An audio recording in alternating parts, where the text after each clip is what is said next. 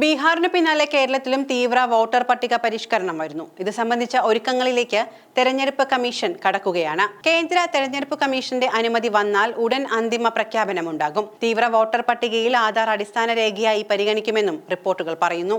കേരളം ഉൾപ്പെടെയുള്ള 5 സംസ്ഥാനങ്ങളിലെ വോട്ടർ പട്ടിക തീവ്ര പരിഷ്കരണം ആവശ്യപ്പെട്ട് നൽകിയ ഹർജിയിൽ സുപ്രീം കോടതി നോട്ടീസ് അയച്ചു.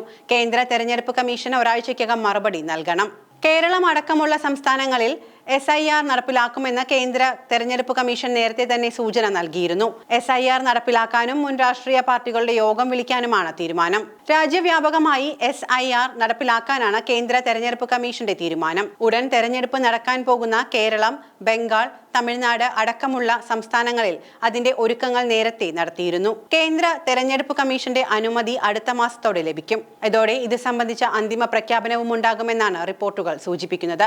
രാജ്യവ്യാപക SIR ഈ വർഷം തന്നെ പൂർത്തിയാക്കാനാണ് തെരഞ്ഞെടുപ്പ് കമ്മീഷന്റെ ആലോചന.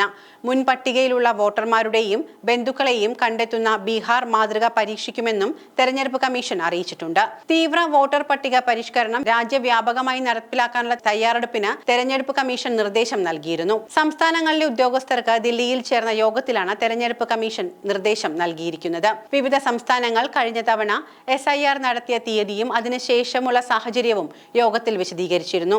ബീഹാർ നടപ്പിലാക്കിയ പരിഷ്കരണ നടപടികൾ അവിടുത്തെ ഉദ്യോഗസ്ഥർ യോഗത്തിൽ വിശദീകരിച്ചു.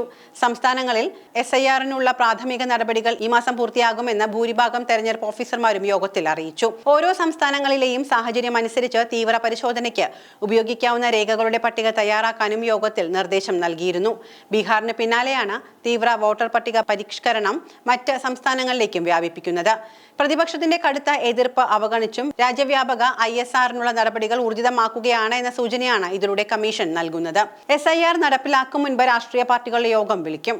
ബീഹാർ വോട്ടർ പട്ടിക പരിഷ്കരണത്തിൽ സുപ്രധാന ഇടപെടലുമായി സുപ്രീം കോടതി എത്തിയിരുന്നു. ആധാർ കാർഡിനെ തിരിച്ചറിയൽ രേഖയായി പരിഗണിക്കാമെന്നാണ് സുപ്രീം കോടതിയുടെ ഇടക്കാല ഉത്തരവ്. കരട് വോട്ടർ പട്ടികയിൽ ആക്ഷേപങ്ങൾ ഉന്നയിക്കാൻ ആധാർ പരിഗണിക്കണമെന്നും ആധാർ കാർഡിന്റെ ആധികാരികതയെ തെരഞ്ഞെടുപ്പ് കമ്മീഷൻ പരിശോധിക്കാമെന്നും സുപ്രീം കോടതി പറയുന്നു. ആധാർ ഉപയോഗിക്കുന്നതിലെ നിയമത്തിൽ വ്യക്തതയുണ്ട്. ഔദ്യോഗിക രേഖകളിലൊന്നാണ് ആധാർ. മേൽവിലാസത്തിനുള്ള രേഖയാണ് ഇത്. ജനപ്രാതിനിധ്യ നിയമം അനുസരിച്ച് ഐഡന്റിറ്റി രേഖയാണ് ആധാർ. എന്നാൽ ആധാർ നിയമമനുസരിച്ച് പൗരത്വ രേഖയല്ല. കമ്മീഷൻ ഇത് സംബന്ധിച്ച നിർദ്ദേശങ്ങൾ നൽകണമെന്നും സുപ്രീം കോടതി ഇടക്കാല ഉത്തരവിൽ പറയുന്നു. വോട്ടർ പട്ടിക തീവ്ര പരിഷ്കരണത്തിൽ ആധാറിനെ 12ാമത്തെ രേഖയായി ഉൾപ്പെടുത്തണമെന്ന് സുപ്രീം കോടതി തെരഞ്ഞെടുപ്പ് കമ്മീഷന് നിർദ്ദേശം നൽകുകയും ചെയ്തു. ആധാർ 12ാമത്തെ രേഖയായി ഉപയോഗിക്കുന്നതിൽ എന്താണ് തടസ്സമെന്ന് സുപ്രീം കോടതി ആരാഞ്ഞു. പൗരന്മാർക്ക് വോട്ട് ചെയ്യാൻ അവസരമുണ്ടാകണം. വ്യാജരേഖകൾ ഉപയോഗിക്കുന്നുണ്ടോ എന്ന് കമ്മീഷന് പരിശോധിക്കാനാകും. വ്യാജരേഖകൾ ഉപയോഗിക്കുന്നവർക്ക് വോട്ടവകാശം ഉണ്ടാകില്ല എന്നും സുപ്രീം കോടതി ഇതിനോടകം വ്യക്തമാക്കിയിട്ടുണ്ട്.